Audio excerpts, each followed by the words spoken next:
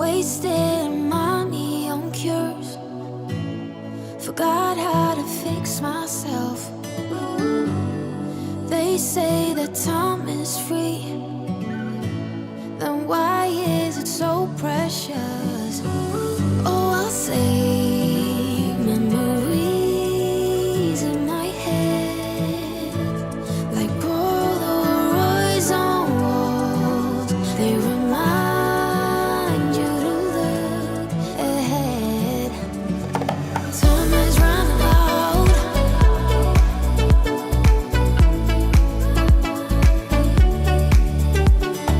Time is running out.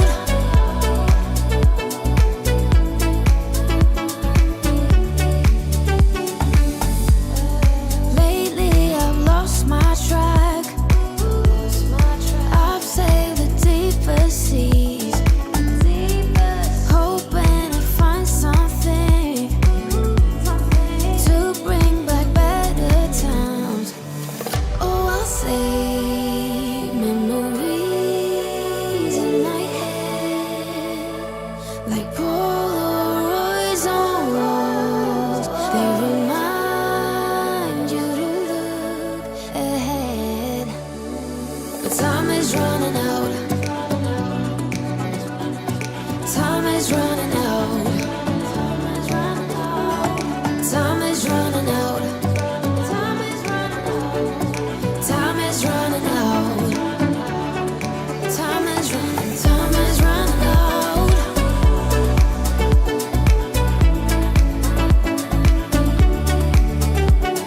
But time is running out.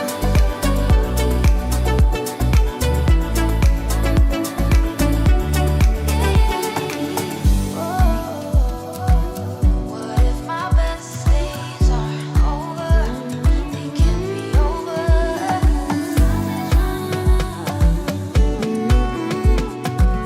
They can't be over now. Time is running out. What if my best days are over? They can't be over now. Time is running out. Time is running out.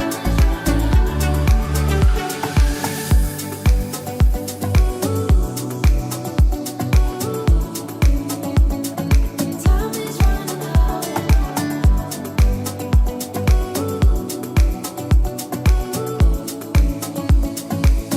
is running out.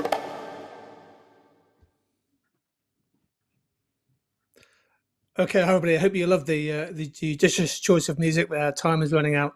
There are indeed several weeks before the main level papers. So welcome to the first of our weekly or daily sessions this week of revision.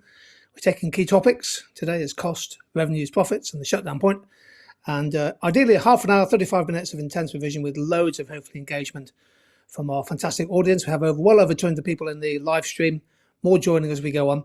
So we have some multiple choice, we have some give me threes, lots of questions to build analysis, application, and evaluation. So if you're joining us live, please do put your answers in the chat window. Quick reminder that we've just come off the back of a fantastic week in London on the Grade Booster course. Fantastic to meet so many students. And we are in Portsmouth, Bristol, Birmingham, and London again after Easter. Portsmouth 17th of April, Bristol and Birmingham follow straight after, and then the week after that we're in London for 4 dates covering Edexcel and AQA Economics. It'd be wonderful if you could join us for a day of intense revision and exam skills. Okay, here we go. Let's look at cost, revenues, profits, and the shutdown point. And we have 5 multiple choice questions to have a go at. Please do post your answers in the chat window. Okay, so here's the first question. The diagram below shows the average cost for a pizza producer. At output levels greater than Z, which one of the following combinations correctly identifies what will happen to the cost? Now, this will take a few moments for you to think about. What's going to happen to average fixed cost beyond Z, average variable cost, and marginal cost? You're looking for the right combination there from A, B, C, and D. We'll point out answers as they come to the chat window. So Bertie thinks it's B. The Riddler, one of our regular contributors, thinks it's B. Alfie thinks it's B as well. Merlin and Noah both think it's B as answers come through. A couple of people choosing D, which is interesting. And a few more seconds. Paddy thinks it's B, and Devanshi thinks it's B as well. Let's take a look at the answer. The answer is indeed B. Now, this is a great question. What they're showing there is the average cost. Let me just build. If you go to the next slide, the build should show that marginal cost must cut average at the minimum. Yes, so marginal must be rising. And the next build also shows average variable cost. And again, that must be rising if you want your at the minimum point of average cost. Now, so it must be either B or D, but of course, average fixed cost will always fall. Always fall. The total fixed costs are the same. So as output goes up, average fixed cost always falls. Hence the answer is B. Here's the next question coming up. What does point X on the diagram below represent? These are all past paper questions. We have 5 of them for you. What does point X on the diagram represent? What do we think? Rosette says, is average cost the same as ATC? Indeed it is. So average cost is sometimes given the name average total cost is exactly the same. Okay, so Yuri thinks it's D. Malik thinks it's D. A couple of people thinking it's A, constant returns to scale. Louis thinks it's D. Frida thinks it's D. Let's just check. The answer is indeed D. Because you're at the lowest point of the long run average cost, it must be the minimum efficient scale. Next question coming up. What is the most likely cause of a movement from point X to Y? So there's our diagram, long and average cost, a movement from X to Y. What's the most likely cause of a movement from X to Y? So there's a similar question to the last one. It's a different exam paper. What do we think? Now, this could well invite a range of opinions here. So we're moving from X to Y. Long and average cost is increasing as the scale of output is going up. So Yuri and Chris and Toby think it's B, whereas Rosetta thinks it's D. And I guess we're going to have a difference of opinion on this. A lot of people are choosing B as the right answer, which I will explain in a second. Quite a few people, Harvey thinks it's D. Merlin thinks it's C. Bertie thinks it's B. So too does Joe, but Kelsey thinks it's D. So here we go. More answers coming through. By the way, huge thanks for posting in the chat window. It makes such a difference when people do this. Here's the right answer coming up for you. The answer is D. Now, D is the most accurate description of a diseconomy of scale. So the scale of output is going up because you're moving up the long and average cost curve, but the unit cost is rising. So D is the right answer. Now, B, a firm developing monopoly power leads to organizational slack. In other words, there's a loss of contestability in the market. That would actually cause the long and average cost curve to shift up because that would be a cause of X inefficiency. Musical Journey says, sure, this is a short run factor as well. Well, the fact we're dealing with long run average cost hints that this is a long run change in cost per unit. And D is the right answer. It's the best description of a diseconomy of scale. H says shifts are caused by external economies of scale. Well, actually, it wouldn't be a shift in the curve. It would just be a higher level of average cost. So you go vertically up from point X. You wouldn't have to draw a new long and average cost curve. Question 4. These are quite challenging questions. Oh, yes, I like this question. The diagram shows 4 possible output levels, A, B, C, and D. At the current level of output, the firm's product has a price elasticity of demand of exactly -1. The coefficient of elasticity is 1. So which output is the firm selling? A, B, C, or D? What do we think on this one? That last question invited quite a nice discussion in the chat window about external economies of scale or diseconomies and X inefficiency and so on and so forth. Worth checking that out. Okay, what do we think here? We're told the price elasticity is exactly 1. Now, Reese thinks it's revenue maximization, which is correct, by the way. Paddy thinks it's B, Elliot B, Casper Stone thinks it's B, and Sam agrees. Let's just double check the answer. It is indeed B. See, when the coefficient is 1, obviously ignore the sign, you are halfway down your demand curve, halfway down the average revenue curve. So B is revenue maximization, where the elasticity around that point is 1. If you draw up to the demand curve there, you get the highest total revenue. So there it is indeed B. A is profit maximization, and C is output C is making normal profit. Well done, everybody. Now here's the last question. If you've got 4 out of 4, you're doing really well. And this will really test you. The diagram shows the average cost and marginal cost, revenue and marginal revenues for a monopoly. At which point will allocative efficiency be achieved? There's a bit of chat before the session started about allocative efficiency and efficiency as concept. At which output will allocative efficiency be achieved? Those of you, by the way, watching on replay, you can always press the pause button if you want to have a little bit more time on the question. We're referring to live responses. Hope I've got the right answer, by the way, here. Everybody seems to be saying D. I hope I've got the right answer. I did this morning. Here's the answer coming up. And the answer is D. Allocative efficiency is where price equals marginal cost, or AR equals marginal cost. Just very quickly before we move on, can somebody post in chat which type of monopoly this diagram represents? Super important diagram. Which type of monopoly does this diagram represent? We've confirmed the answer is D, but what type of monopoly? And Humphrey's in very quickly. It's a natural monopoly. Freya agrees. It's the diagram you draw with a natural monopoly. Really good diagram to draw if you're talking about utilities, telecoms, water, postal services, and so on and so forth. So well done on that. Okay, well done. 5 questions, multiple choice. Natural monopoly. Cavish says, can you define natural monopoly? Certainly can, Cavish. It's when a firm, there's only room in the industry for really one firm to fully exploit the scale economies. Okay, let's look at 3 industries just by way of a little bit of application. So I'm just choosing sectors that are super interesting at the moment and might be a source of an exam question. We're told here that a typical heat pump for a small home costs about £10,000 to manufacture, but the average cost is expected to fall as the state of technology improves and critically economies of scale are realised. The government is indeed trying to subsidise and support the growth of heat pumps as part of their net zero campaign.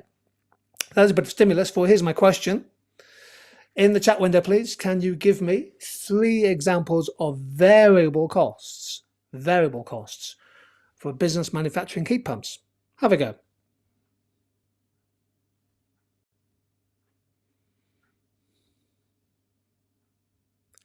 So I have a minute on here. Can you please give me 3 examples of variable costs for business manufacturing heat pumps? I'll post and we'll pick out some of the good answers that have come through. Rob Galbraith already straight in with raw materials, piece rate labour, production suppliers and commissions. That's really good. Paddy talks about the price of materials, wages, transportation costs. Chris Tyson talks about transport costs, which is good. Robbie talks about costs of energy. So it's really important to know the distinction between variable costs and fixed costs. Merlin comes in with materials, wages and transport costs. Robin talks about resources going into the production of heat pumps. So anything which is essentially directly linked to the volume of production. Now the labour cost, of course, depends on what type of labour is being employed. Okay, let's pause there. I think it was only 30 seconds, actually, not a minute. Okay. Here are my examples coming in. If we just clear the comment there from Rob. So the component costs, yeah, anything which is used to manufacture heat pumps, the metals, the plastics, the electronics. Notice there we are using such as. If you put such as into your answer, you will get application marks in every exam board. So just using such as in a relevant example. You don't need the data, just need examples. The energy, of course, used in manufacturing. So the increase in the price of gas and general electricity has been a major factor driving up costs. And also things like the cost of shipping, packaging, logistics, cost of warranty repairs, etc. So those are good examples of variable costs. Let's try another.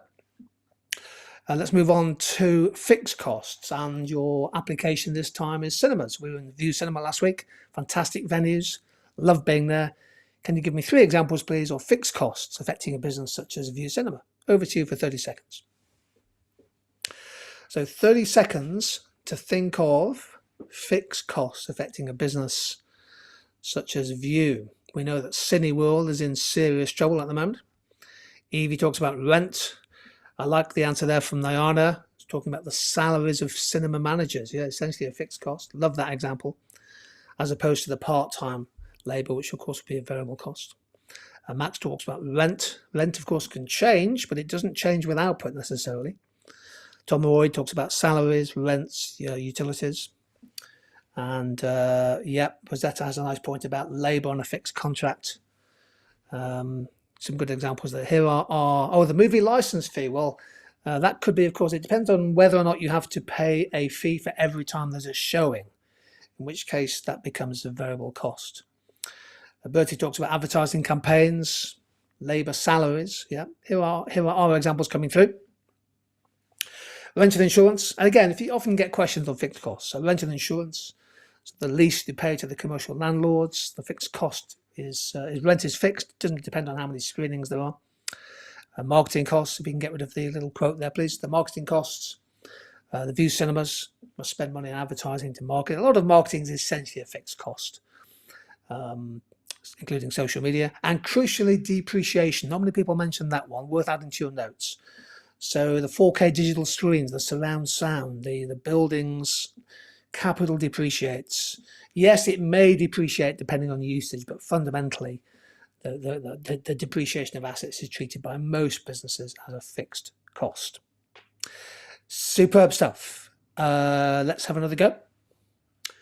So let's look at Pure Gym, one of my favorite businesses, a really, really good example. The gym industry has been through a lot in the last 3 or 4 years, as you know, so too have cinemas.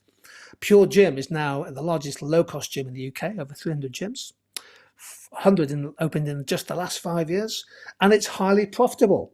Their revenue is 308 million with a profit of just under £1 million a week. A lot of startup companies would love to have that kind of profitability. Here's my question for you. Can you please give me, in 30 seconds, 3 examples of internal economies of scale at a business such as Pure Gym? Over to you. So, Pure Gym, a low-cost business, successful one, rapid organic growth. It's not an oxymoron. What can we think about examples of internal economies of scale which might bring down their long-run average costs as they expand the business? The Riddler, beautiful bit of such as seasoning there. Bulk buying of dumbbells. The Riddler is clearly a heavyweight economist. Louis talks about managerial economies of scale. Giovanni talks about purchasing economies of scale. Some good examples there. Henry Brooks talks about the bulk purchasing of equipment for all different locations. Yes, if you've got 300 gyms nationally, that would be a really good example, wouldn't it? And Casper comes in with bulk buying, managerial and technical. Superb stuff. The reason for doing these little things is it's just a great way of getting application. And if you're using the phrase such as, you'll be getting the application marks this summer. Sam talks about network economies of scale, which is quite interesting. Let's look at my examples coming up on the screen for you if you want to take a screenshot or add to your notes. There's loads of examples. The examples are just looking for you to be able to apply the concepts, the theory to a given context. Something that might have come up is monopoly power. So given that Pure Gym now owns and runs 300 gyms in the UK, they can negotiate lower prices from their suppliers. New gym equipment was mentioned, fitness gear, food, cleaning suppliers, and so on. That is a monopoly power, particularly relevant for EdExcel students, I think. Of course, there are fixed costs. You've got to pay the rent, the utilities, the insurance. So in the long run, as they grow, the average cost per member comes down because you're making better use of an expanded capacity. And critically, financial economies. A couple of people mention it. Pure Gym can negotiate lower rates with landlords. They have the bargaining power, and critically, they can borrow money at lower interest rates. In theory, they can. Of course, they're private equity. So they might, in theory, float on the market and raise money through the issue of new equity. Julie says, I think of this live stream every time I write such as now. Well done, Julie, because if you're using such as, you're going to be getting the application marks. And everybody who uses good examples gets better marks in the exam. So good luck with that. Okay, the next point I want to take you through is a little calculation question. So this is the annual revenue of box office revenues for cinemas in the UK, according to the ComScore report, which is a well understood report. And look there, you can see what happened to revenues, particularly from 2019 to 2020. Here's a quick calculation for you. Can you please calculate? Here's the question coming up. Can you please calculate the percentage change in cinema revenues from 2019 to 2020 to one decimal place? So here we go. Let's see what happens. There's no timer on this. Let's just look to see who can get the calculation right. Expect, for example, lots of calculation questions, particularly in the micro paper. Percentage changes, elasticities, costs and revenues. So cinemas obviously saw a collapse in revenue in 2020 with lockdown. I think, was it 3 years ago, pretty much. Elliot comes in with 76.3%. So let me point out one or two answers as they come through. Kelsey improves that. So what Kelsey's done is put minus 73.6, but left off the percentage sign. One or two people have got a slightly higher figure than I was expecting. Rosetta talks about minus 76.3% to one decimal place. Rohan got the right answer, but to two decimal places. And there's Bertie with the right answer. Let's just double check. Tiny exam points, everybody, but this is the reason we do these sessions. The answer is minus 73.6%. So please put the minus in. Please put it to one decimal place, and please put the percentage in. That way you'll get the full marks. And show you're working. Make a mistake. If you show they're working, you'll get 1 mark out of 2 for that. Okay, next point, just to round off as we move towards the end of this session. Let's look at cinemas. This chart shows cinema attendance. It was actually on an upward trajectory, lots of blockbuster films and things. Despite the rise of Disney Plus and Netflix, cinema attendance was going up in the UK before the pandemic. It reached just on 180 million people. Then, of course, 2020 was a terrible year. 2021, partial recovery, and quite a few cinemas have closed down. This raises an interesting question, the idea of the shutdown point. So the next slide talks about the fact that many businesses have experienced significant increases in costs. Always think about how you can use cost and revenue curve analysis to show that. And also think about how businesses might respond to the challenge of rising costs. The next slide, please. Let's just quickly test. Some people said in the chat beforehand they hadn't covered the shutdown point. Well, for those who have, can you please write in the chat window, what is the short run shutdown condition for a business? So the shutdown point, what is the short run shutdown point? In other words, at what level, at what price will a firm possibly decide to shut down? Robin comes in with the shutdown point with a really clean and clear answer. Shutdown point is when AVC is greater than average revenue, or average revenue equals price. James Manson, when you can't cover your average variable cost. Excellent answer. And Rosetta, who's on fire today, some great answers. When prices do not cover average variable cost for a firm, it's cheaper to shut down than keep operating. Love that, because you've got the shutdown condition and also, Rosetta, a line of explanation, which always goes well with the examiners. Okay, let's quickly look at the condition in the short run. The next slide, I think, takes us through that.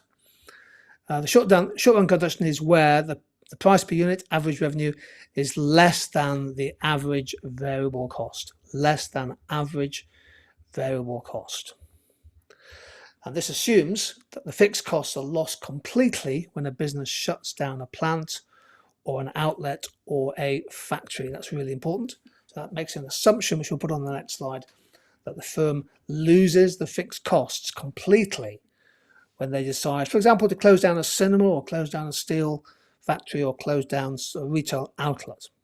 Price per unit is the same as average revenue. Is that answering Reese's question then?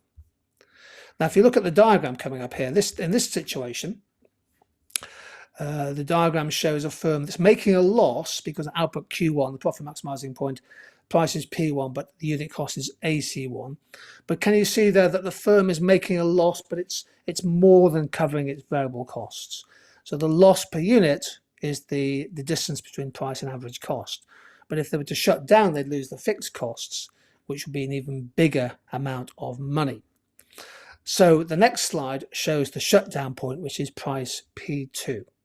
So at price P2, they're just able to cover their variable costs. And if they were to close down, they'd lose the fixed costs. Any price below P2 is basically where the firm would make a bigger loss per unit by shutting down. So that's why it's called the shutdown point. A bit of evaluation to come up on this. Oftentimes you're going to question, assess the extent or examine the extent to which a firm will always shut down if price is below average variable cost. And the next slide just takes you through some evaluation points. So a lot of firms have been in the situation, do we close down a pub? Do we close down a steel plant? Do you close down a restaurant? Well, firms may be willing to tolerate losses in the short run, particularly if they have got deeper pockets. So losses might be experienced by rival firms as well, in which case, if you hang on, some rivals will leave the market. Firms may have accumulated supernormal profits in the past during an upturn, so they can absorb losses in the short run. Or they might regard the low revenues or the high losses and costs as temporary. And of course, not all fixed costs are pure losses. You might have some flexible leases on capital equipment. You might be able to have a fire sale of some items, which gets you some revenue in. And keep in mind also, point 5 is super important. There are extra costs of mothballing plant and factories, keeping them basically, if you decide to stay open or just mothball, basically don't produce but keep the factory available for production, there are costs of maintaining and mothballing those plants. And of course, point 6, the government might offer financial support in the short run, which allows firms to keep their factories, their outlets going, including loans and subsidies and the furlough scheme. So loads of points there. In terms of whether a firm will shut down in the short run. The question came up, what's the difference between the short run and the long run shutdown point? Well, let's cover that point right now. Okay. So what is the long run shutdown point for a firm? And well, in the long run, the firm needs to make at least normal profit. So what is the long run? Sorry, they should say the long run shutdown condition is where price per unit is less than average total cost. I should say long run shutdown point, sorry. And this assumes that a firm is able to make at least normal profit to stay in the market in the long run. Okay, let's just finish off by looking at a really, really important industry where shutdown points and business closures and all that kind of stuff has become super important. Energy could well be well, not guaranteed, nothing's guaranteed, but energy could be a major important issue. Now, the UK government attempted to liberalise the energy market and break the monopoly of the big six. So Ofgem allowed new firms to enter the market, and tens of them did, but many have collapsed and left the market as the European wholesale market saw the price of energy soar well above the cap imposed by the regulator. So the energy market, you had a surge of new entrants coming in 2019, 2020, 2021, but many have now gone bust and shut down. Indeed, one of the good examples is coming up on the screen, the failure of Bulb Energy, which the government then nationalised and eventually has been bought by Octopus Energy, which is becoming was a new firm in the market, now becoming quite a big supplier. Can you please give me in the chat window 2 reasons for the collapse of Bulb Energy in August 2022? Over to you. So Bulb was a new entrant in the market, one of the bigger entrants, and Bulb collapsed as a business. They shut down production and they were bailed out by the government, initially nationalised and then bought by Octopus Energy. It could be 2 reasons why Bulb Energy is definitely worth reading up on, collapsed in August 2022. So Rohan talks about the rising price of wholesale energy. Bertie says, not sure, did they not hedge energy deals? Well, some of the firms were too small to be able to afford hedging. Alfie talks about Russia-Ukraine war causing rising prices, rising inflation. And, okay, some really good answers there. Yeah, so a lot of the big energy companies were able to hedge, but a lot of the smaller companies were not able to hedge in the market, and that was a major, major problem. And Robbie says they can't afford to supply energy under the Ofgem price cap due to high wholesale cost of energy. And I think in a nutshell, Robbie has smashed the answer. Here are my 2 points, and I'll show you a really important chart. So why did Bulb collapse? One was because the cost of energy in the wholesale market went up. So this is where, see, Bulb was an energy supplier but didn't generate any energy. And the wholesale price of gas went up by, well, more than double between January 21 and December 2021. Keep in mind, of course, that your exam was set in the spring of 2022, so this was a very topical issue at the time. And essentially made it really hard for the smaller scale suppliers to make a profit. And then linked with that is the energy price cap. So Ofgem's energy price cap limits the amount that suppliers can charge customers, the average customer bill. But of course, Bulb didn't generate their own energy, so it had to go to the wholesale market to buy their energy, but they were capped in terms of how much they could sell their energy for. And the cap was below the wholesale price, so it made big losses on each unit sold. And a lot of smaller firms just didn't have the financial resources to cope with those losses or to hedge against the price. This chart coming up now is super important. It shows the wholesale electricity price in the UK, pounds per megawatt hour. Now the blue line is the electricity price index used in the wholesale market. The little line is the price cap set by Ofgem. And you can see in 2021, 22, the price shoots up, the blue line. And it meant that those companies like Bulb were buying energy at a really high price in the wholesale markets, but they were capped in terms of how much they could charge. And because they had limited financial resources, many of them decided to leave the market or they went bust. Bulb was one of the bigger firms that was on the point of going bust. The government said it was too big to fail. They nationalised it, and ultimately Octopus Energy decided to buy the business. So it's a really, really good example of how a price cap in theory helps the consumer, but ultimately leaves fewer firms in the market.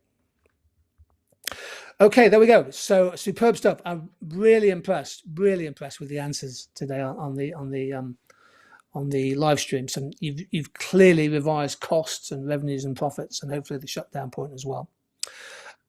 Quick reminder, by the way, those of you looking to revise during the Easter holidays, that we have our study companions or study books, 4 for each, and they are flying off the shelves. Somebody was saying to me yesterday they were selling like hotcakes, although I've never actually seen anybody sell a hotcake before. But here are our study books. There are 4 of them for Excel and AQA, covering year 1 micro, macro, and year 2 micro macro. And they're available obviously on the TutorDue site, tutor.net, but also you can buy them directly off Amazon if you want to get some study books in your hands to annotate and highlight. They really are excellent. And Amazon Prime, you get them very quickly indeed. Joe says, I'm loving the booklets. Rightly so, they are a fantastic revision resource. Okay, folks, well done today. Half an hour, hopefully a useful half an hour revision. Tomorrow, super important topic. We're looking at inflation, very important macro topic. And then I think the ones after that, externalities. We are doing trade, we're doing monetary union, we're doing loads of stuff this week on revision. If you've enjoyed the session, please, if you can, give it a like and maybe subscribe. It helps get the word out to other students. Thank you for your contributions in the live chat. Take care, stay safe, stay curious, stay happy. See you sometime soon.